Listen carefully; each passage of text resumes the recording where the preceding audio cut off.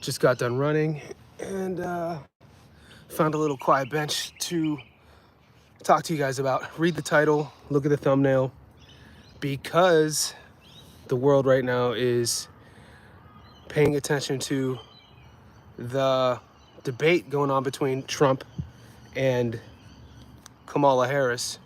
There are definitely some connections with boxing. And then also last weekend was the opening week of the NFL. And disregard the San Francisco hat. I used to date a girl who used to be a flight attendant, and her hub, when I lived in Las Vegas, her hub was in San Francisco. She bought me this, but I'm a Cleveland fan through and through. Cleveland Browns, Cleveland Cavs, and Cleveland Indians. And you know this is a boxing channel, so I'm gonna connect all three.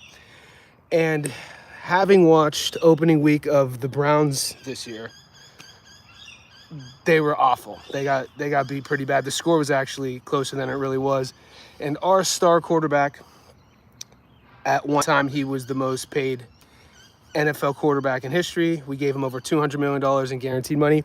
He just played terrible. You know, he's coming off of injuries. He's coming off a lot of controversy with what happened to him in Houston when he was an all-pro with the Texans, and that suspension. So what I saw in the comments afterwards, and it just connected with boxing, because you guys know this is a boxing channel, and how after big fights or before big fights, fans, the fandom of the boxing world, will jump on fighters for either dodging fighters, fighting fighters that they don't want to see. So tomato cans and cherry picking.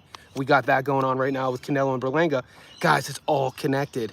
And here's my opportunity to connect it. So the average NFL fan, the average American football fan, will cheer for their favorite teams, cheer for their favorite player, but they generally have no idea of the concepts of football.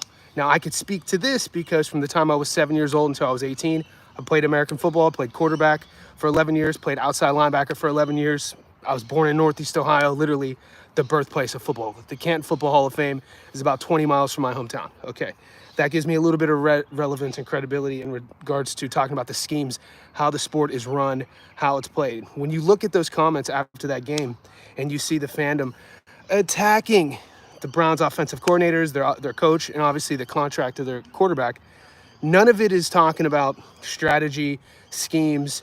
None of it's talking about the offensive tackles on left and right who are responsible for protecting Watson being injured. None of it's talking about how he's coming off a season-ending shoulder injury.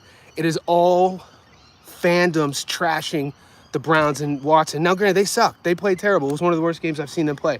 But at least if you're going to talk trash, understand what an audible is. Do you know what play action is? Do you know what a screen is? Do you know how to read the defense, what the quarterback is doing? So one of the responsibilities for Watson when he gets to the line of scrimmage and the stadium's going crazy, 80,000 people, is to read the defense, see what schemes they're giving him, and in a split second be able to audible to see if the offensive play they called is going to draw upon success based on what he's seeing in the defense. And that is tough to do. And that is literally, without going too much farther about the NFL, what made Tom Brady great. Brady wasn't the most talented, wasn't the biggest, wasn't the most athletic, didn't have the biggest arm. He was a 6th-round draft pick, for God's sake. What made him great was in that Bill Belichick offense for the New England Patriots, he was able to read the defense quick and make adjustments quick. And that is the schematic approach of being able to understand the sport of football. That is football. The average NFL fan does not get that. And I understand that. Boxing, the same way. When we're looking at our favorite boxers, are we able to talk about what a feint is, what a counter is? Do you know what parrying the jab means? Do you know what the front foot is supposed to do in regards to space, distance, and timing? The average boxing fan isn't able to do that. And now I end on politics. The election is coming up, and I'm gonna be real brief. And right now they're doing a debate back and forth with Harris and Trump. But before you get too triggered and you start canceling your friends because they're voting for one or the other, ask yourself, could you name one policy that you're voting for said politician for? Can you name one policy that you dislike about the other candidate? And so I see that as a direct connection with people who love politics, people who love boxing, my favorite sport, and people who love American football, is the general knowledge of whatever your love is pretty base level. So I challenge you as the fan of whatever, do a little bit more research, do a little bit more digging.